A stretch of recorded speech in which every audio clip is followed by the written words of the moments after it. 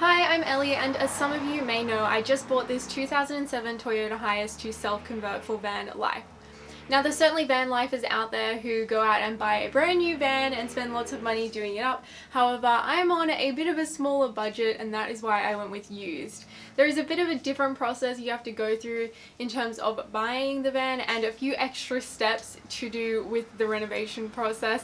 So I just wanted to let you in on what I've had to do for my used van. I'm Ellie Wilder, and you're watching Wilder in Motion.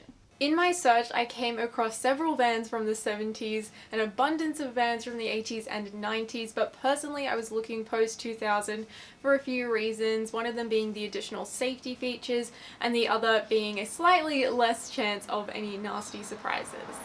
Having said that, a lot of the Toyota Hiaces I was looking at fell between the 350 and 400,000 kilometer range, mostly because they're used as work vehicles. I decided on the Toyota Hiace because of its size, reliability, availability of parts, ease of maintenance, and resale value, which were all important factors for me. Once I knew what model I wanted, I started to think seriously about my budget and what I could realistically get for my budget. I decided to push it out to 15k so that I could get a slightly newer van in better condition with less kilometers so that I would save on maintenance costs later. It's important to think seriously about what you're comfortable with in terms of age and kilometers. A few people have mentioned to me the option of buying an ex-government vehicle, which is certainly something to consider. I ended up purchasing from a dealership rather than a private seller so that I could be reassured that I had some amount of recourse if there was anything majorly wrong with the vehicle. I ended up inspecting a handful of vans. They pretty much all had rust in varying levels of inconvenient places. There was also general dings, dents, and dirtiness, but that didn't really bother me too much because I was fixing it up anyway. The main thing that attracted me to Arcadia, which I eventually bought, was the lower kilometers. It drives really nicely and the exterior is in much better condition in terms of the amount of rust as well as the underside than a lot of other vans that I had looked at. When I test drove Arcadia, I checked all the usual things like steering, brakes, etc. So before I even purchased it, I knew that I would need to spend money on a wheel alignment. One of the first things I did after purchasing Arcadia was get a post-purchase inspection.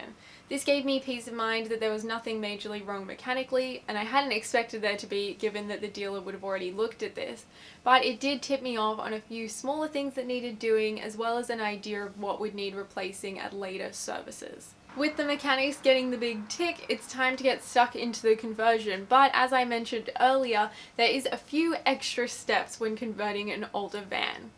There was a wooden floor in Arcadia before, as well as some wooden side panels, so one of my first things was to strip all of that back. I was a little surprised by the amount of dirt that was underneath the wooden floor, so I spent several days dusting and washing all of that out. Same with all of the dust that had settled in the wall cavities. Continuing with the cleaning process, I removed the seat covers to give them a wash as they had a lot of cigarette smoke in them.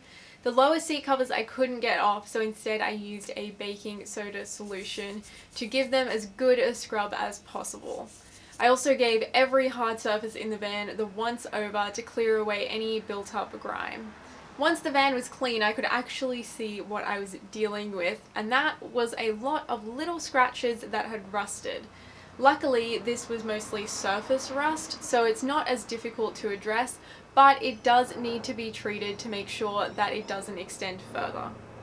To begin the rust treatment, I went in with some sandpaper to remove as much of the rust as possible. I used a combination of hand sanding and a wire brush drill bit. To reassure myself that I got every last bit of rust, I went in with some rust converter. This is a chemical that reacts with the rust to turn it into a stable compound that won't rust any further.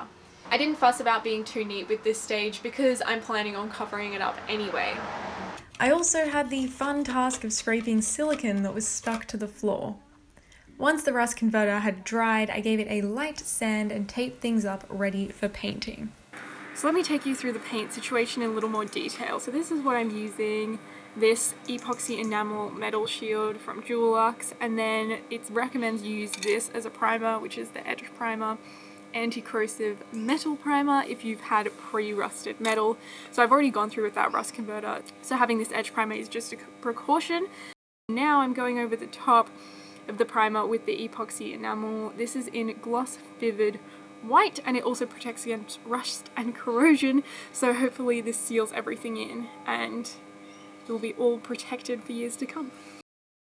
So all up, this process has taken me about 2 weeks, and I'm finally ready to dive into the main part of the conversion, which I'll be documenting and posting on my channel over the next couple of weeks, so subscribe if you want to come along for the journey. So that has been my experience of buying and the prep steps of converting a used van. I hope you found this video useful. Thank you so much for watching, and if you want more, be sure to like, subscribe, and I'll see you next time.